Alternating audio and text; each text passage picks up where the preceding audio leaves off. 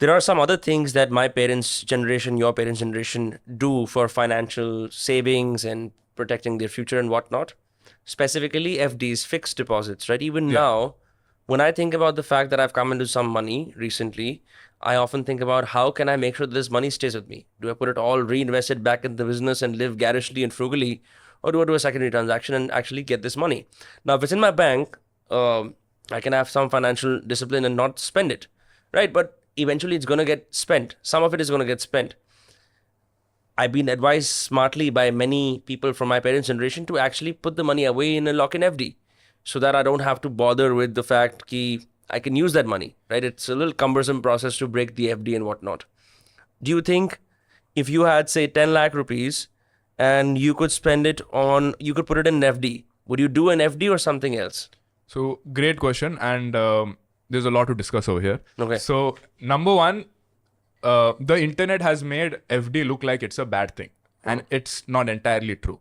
Like in the beginning, all influencers, including me, were hating on FD because that was the, because most people were putting almost 90% of their money in an FD. Right. People who are like, people who have just started their job, they're just parking their money in an FD. So we had to demonize FD in the beginning.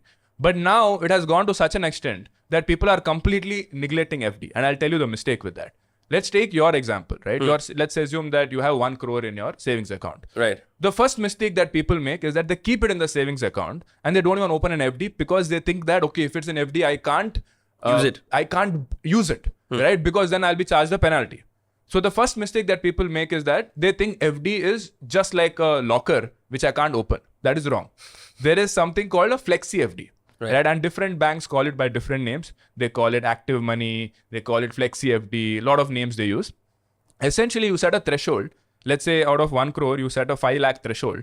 Above 5 lakh, which is 95 lakhs, that goes into an FD. So instead of earning, let's say 4% returns in savings account, you're all of a sudden earning 7%. Let's say someone like you probably have a current account because you have a business entity. You have a current account. Right. Current account is giving you 0%. Correct. So you're literally making 0% when you could have been making 7%. In my case, I also have current accounts, right? And if I had put all my money in current account without, telling my bank to put that in a flexi FD, I would have lost almost crores of rupees in interest over the last few years. And most businesses are making this mistake, right? So it's a very simple thing. You just call up your bank, your relationship manager, and say that, hey, can you... I have, let's say, 1 crore in my bank account.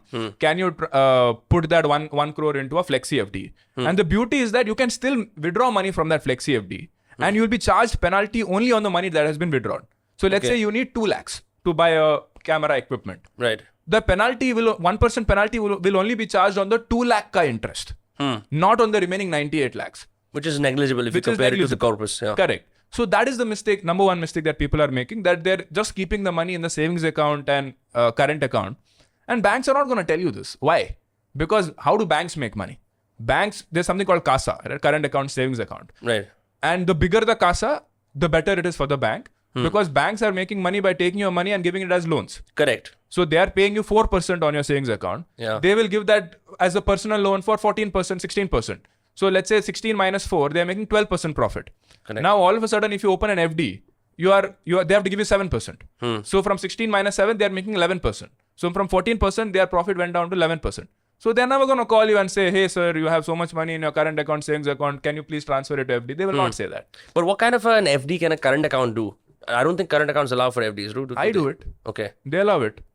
So I have crores lying in my current account because it's like I have my investors' money, right? A lot of startups also make this mistake, right?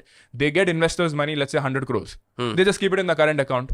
This is called treasury management, right? If you have a good CFO, if you have a good finance team, the founder of a startup will not care about, okay, should I make money from the investors' money that I've gotten? They just want to spend it. Right? They're like, let me put it on this. They'll spend on marketing. They'll spend it on financial share and like that. Right? They will not look at, okay, whatever money is in my account, can I invest it somewhere? Right. Right? So you can open an FD with your current account as well. And even with savings account, you can obviously open an FD, but most people are not doing this. Okay. Second thing is, with FD, if you open that FD in your senior citizen family member's name, you get additional returns. Right. And you don't have to pay taxes. So in your case, let's say you open an FD for 7% returns. Now you are in the highest income tax slab. So your 7% is not 7%. It will be 7% minus 2.1% because 30% is gone. So that becomes how much? 4.9%. Right. So you are making 4.9% on your FD. If you invest that money, let's say in your grandfather's name, your 7% firstly becomes 7.5%. And for 50,000 rupees of interest that you're getting, you don't have to pay taxes. That's why the HDFC page has the senior citizen bracket and the regular bracket. Exactly. So let's say you're putting 10 lakhs. Now, let's say you get a 7% interest. So that is 70,000 rupees. 50,000 rupees, you don't have to pay any taxes. Only for that 20,000 rupees, you have to pay taxes. So net, your returns could be like at least 6.5%, 7%. Acha, but tell me something. So if I do it as myself and I'm getting 4.9%, there's often people, especially finance experts, who say, but whatever transaction you do, you also have to realize that you have to subtract 5% inflation. Technically, I make zilch then, right? In fact, I'm at a loss of 0.1%. Yeah. So you don't look at every investment option with respect to inflation. Some investment options are meant for different purposes. So is using inflation as a method for saying no to many investments a wrong It's way? obviously wrong, right? Because the purpose of FD is not to beat inflation. The purpose of FD is to save for a short-term goal. You want to buy the iPhone 17. You want to upgrade your mic. You want to pay for your kids' education. I'm not trying to beat inflation when my kids' tuition is coming next year. I'm trying to safeguard that money, right? Tomorrow, like everybody is saying the market is overvalued right now, right? So if there's, let's say, a 20% correction, 30% correction, I can't gamble my kids' next year tuition on a 20% market correction.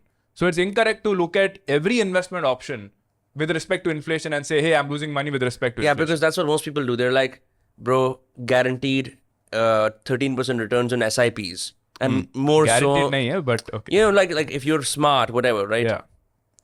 And that's why I don't do an FD, because I would rather get that 13 to 14% on a yearly basis than lose out 7% minus 5% of inflation. I just get 2%. There's no point, right? That's why they completely dismiss the FD they say it's a bad replacement for the SIP.